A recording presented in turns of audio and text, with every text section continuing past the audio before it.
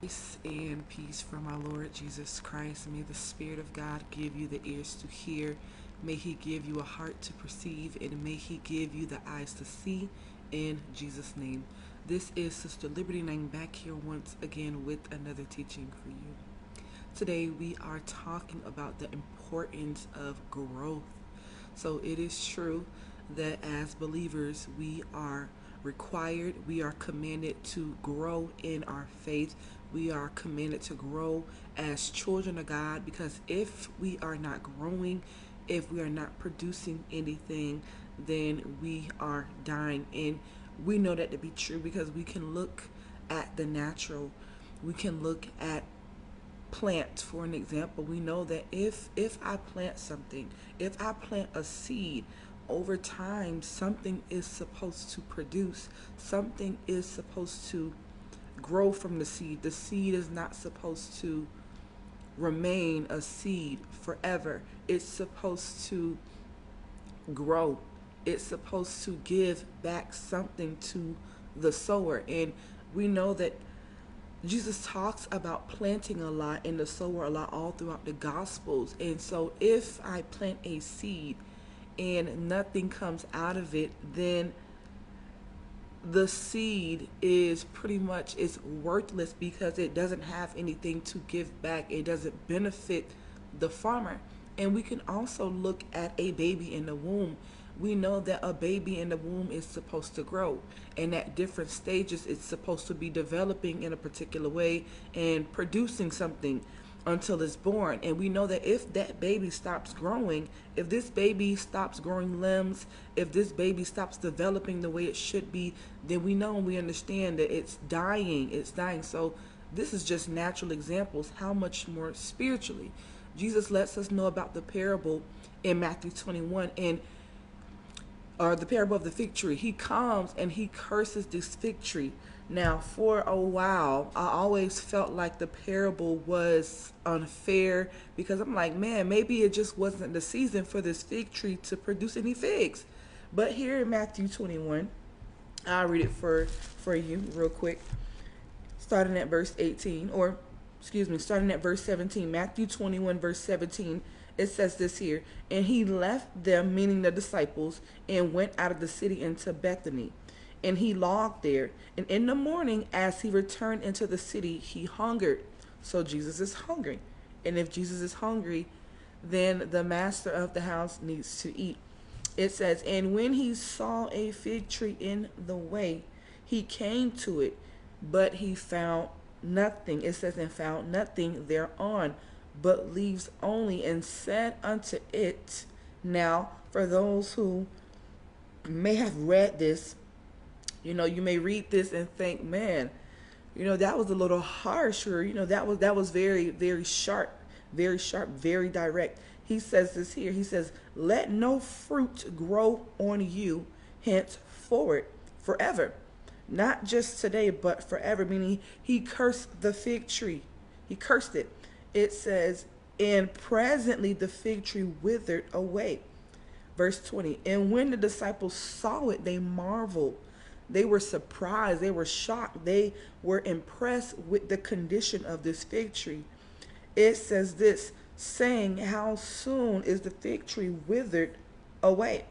Jesus answered and said unto them, verily I say unto you, if you have faith and doubt not, you shall not only do this which is done to the fig tree, but also if you shall say unto this mountain, be you moved and be cast into the sea, it shall be done.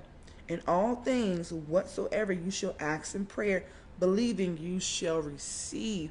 So with this fig tree, although for many of us it may not have been the season for figs, however, this fig tree should have had something to give back. It should have had something to offer, and it did not. It did not. And Jesus gives us this example so that we have the understanding that regardless if it's the season or not, you have to be ready. You have to have something to give back to the Father, because he's the planter, he's the farmer, he sows seeds. That's why Jesus gives us the parable in Matthew 13 of the sower, okay, who sowed seeds, but not every seed fell on good ground. You have to know what kind of ground you are. You have to know what's at the root. This fig tree is an example of what was on the outside that was a result of what was on the inside. So this fig tree not bearing any figs, not having any fruit, that was the manifestation of the outside, which was a result or is a result to what's on the inside, the root, the heart. And so it's important that we know what kind of ground we are, because Jesus says you have the ground, or you have the seed that fell among stony ground. You have the seed that fell by the wayside. You have the seed that fell among thorns.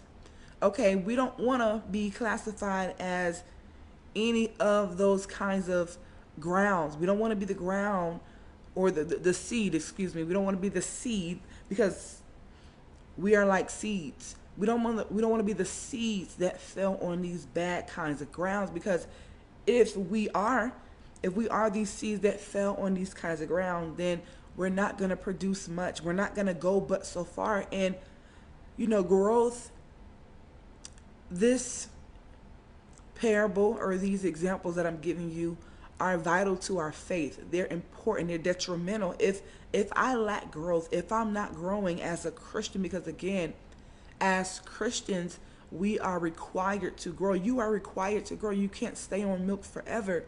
At some point, you have to begin to elevate. You have to begin to grow from where you were a year ago, or a month ago, or 5 years ago. There should be growth. You need evidence of the miraculous in your life. You need evidence that what you do as a Christian, the fact that you go to church, the fact that you pray and you read, you need evidence that that's just not vain, that it's not just ritual stuff that you do, but that it's actually a relationship that you have with God, where you are engaging him and he's changing things on you. That's what growth is, change. There's change happening to the plant. There's change happening to the baby in the womb. You need evidence that you are growing. And so it's detrimental that you know whether or not you're growing or you're stagnant. It's detrimental to know whether or not you're withering away. If I'm withering away, then that's an issue, because we know that sometimes when a plant is dying, there's a possibility that this plant can, I believe what it's called, revert or reverse, meaning it may be dying, but if you catch it in time, you can actually still save the plant. And I think Jesus gives a parable of that in Luke 13, where he goes into this person's yard and he sees this fig tree, and it's been 3 years and nothing has grown. In 3 years, if this person stops growing for 3 years, that's an issue. That's a problem. Something is wrong at the root, meaning at the heart, at the brain. Something is off. So this fig tree has not grown in 3 years, and Jesus is like, why are you leaving it here? It's affecting the ground. It's affecting, the rest of the things around it. It's contaminating it. Why are you leaving it to be a waste to the ground? And the sower or the farmer, I forget how. Let me go there real quick. I forget how he addresses him by. Let me see. Okay, the vineyard. The vineyard says, well, Lord, he says, leave it alone this year. And he says, I'm going to dig around it. Maybe it's the fertilizer. Maybe it's the dung. Maybe it's the ground that it's in that's preventing it from growing.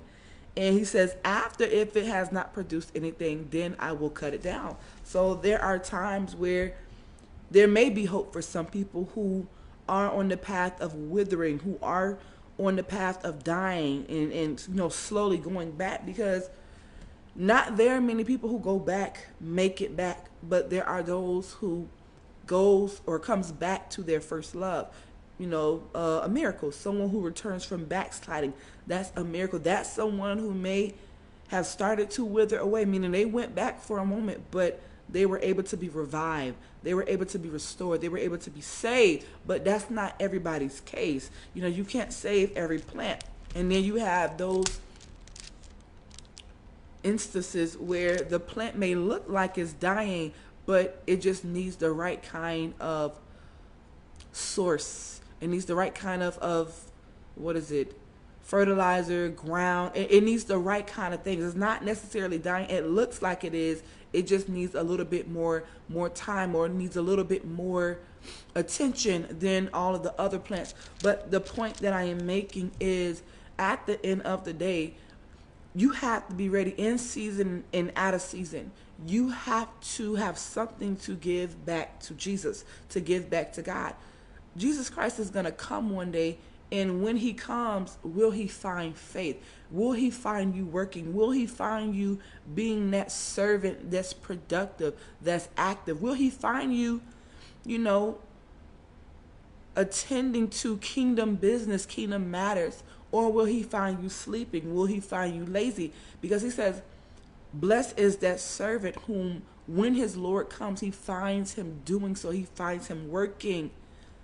You can't hear, well done, my good and faithful servant, if you've not done a good job. If you've not done well, if you've not done anything at all, then you don't get a well done sticker on your paper. If you turn in the assignment blank, if you turn in the homework blank, you got the assignment, you got the homework, and all you did was put your name on it, but there's no work to show for it. Like, you don't have anything to show for it, then you don't get a well done sticker. You don't get no applause. You don't get, a good job sticker. You get nothing for doing nothing. And so, as believers, as Christians, we can't afford to be idle, because there's so much to do in the kingdom in such a short amount of time. There's so much that we could be doing, that we are required to do. To whom much is given, much is required. We don't want to be like the guy with the one talent. All he had was one talent, and he did nothing with the one. It'd be different if he had 5, if he had 2, if he had 3, but he had that one. And in that parable, Jesus says that he gave to every man according to his several abilities. And I love that so much, because God knows what we can handle. He gives us what he knows we are capable of maintaining, meaning God is not going to be unfair. He's not going to be unjust in his giving and what responsibility he gives to us. He's going to give us what he knows we are capable of handling and managing. So if we choose to be lazy, if we choose to make excuses, if we choose to not put forth effort, a lack of growth is detrimental to our faith.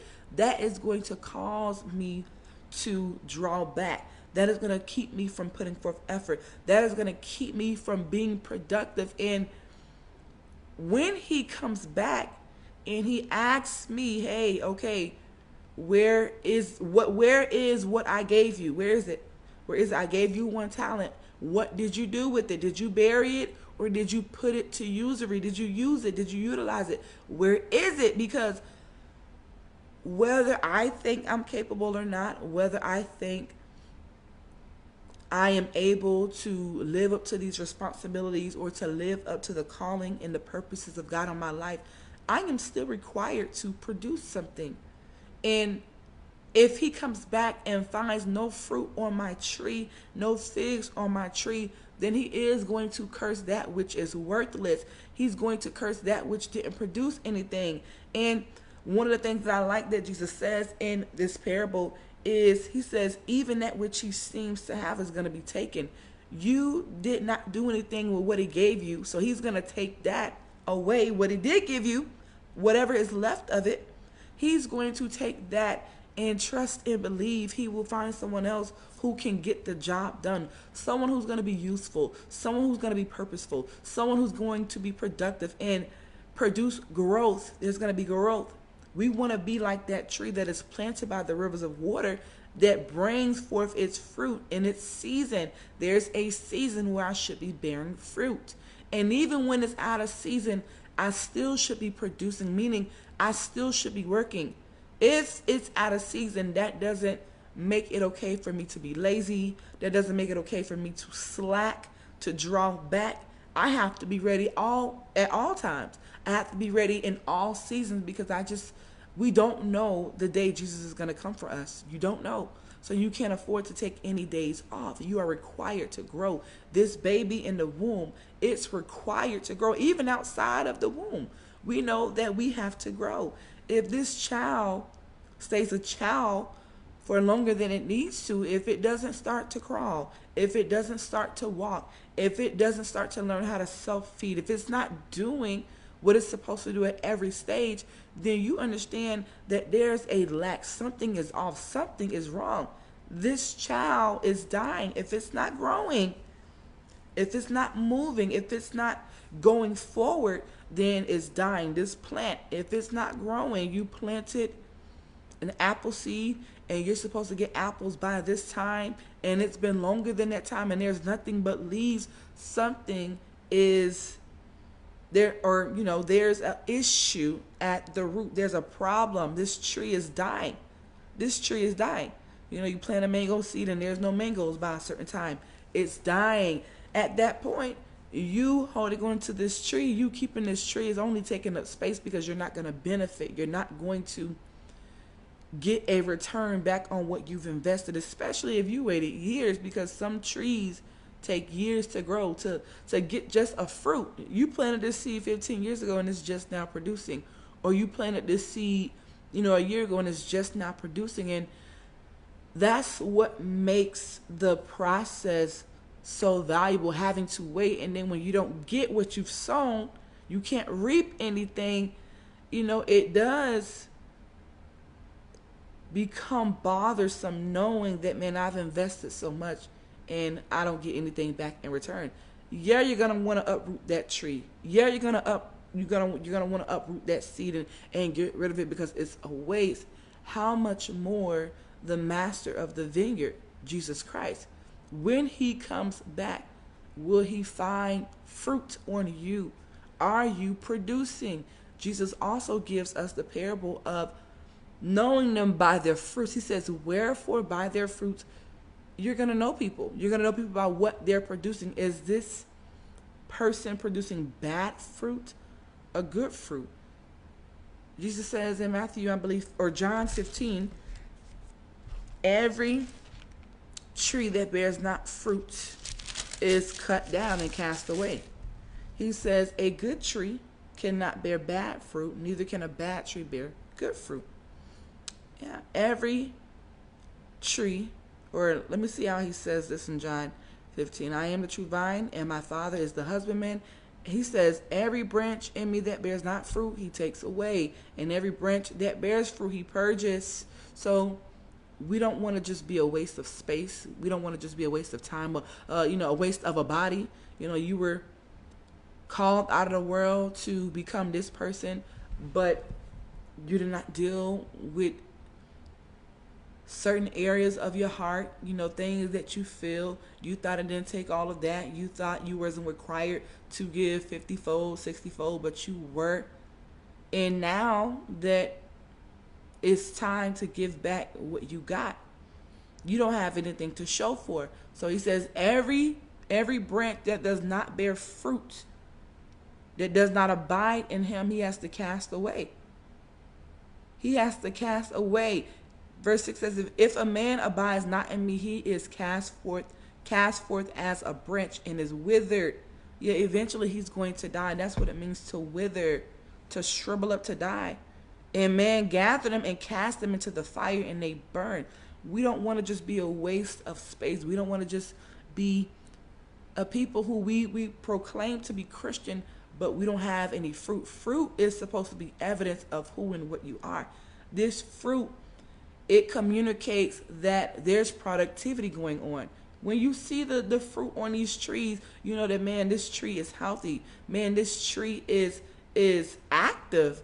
Life is at work. The fact that this tree is producing so much, life is at work. And you get to benefit. The tree gets to benefit. And you get to benefit because you're going to continue to purge this tree. You're going to make sure that it doesn't get contaminated with anything else. You're going to make sure that if there are bad leaves like Jesus talked about, he's going to purge it. He's going to keep it healthy because it's useful, because of, it's of use. He's going to keep it in a position to give more, if that makes sense. So yeah, the tree benefits and the owner, the sower, he benefits. He gets to reap now. And Jesus tells us that throughout the gospel, whatever you sow, you're going to reap, be good or bad. If you sow nothing, then you get nothing. If you sow something, then that's what you're going to get in return. He's going to get that in return because you are his investment. You are his investment. The fact that the Father invested in you, he took you out of the world, he took you out of the hands of the enemy. He gave you a new name, a new identity, a new purpose, and he's put things on the inside of you. You are required to manage that. You have to be a good steward. You have to be a good manager of what he's giving you. You can't want more. You can't want to be over people. And I don't have much time. I want to go a little bit further into this, but if you're not dealing with what's already in front of you, then you can't expect to get more. You can't. Deal with what he's already giving you. Be a good steward over your life. You have people, they want to steward and manage other people's lives, but they're not a good steward over their own lives. And so in order for us to get more, like the guy with the one parable or the person with the one parable, he says, you've been faithful over few, over little. I'll make you ruler over cities. I'll give you more because you were able to prove that you could handle this, and it was more than one. You proved that this was not too much for you. You proved that you were capable of doing this because he already knows what you're capable of doing. He already knows what you can do and what you cannot do.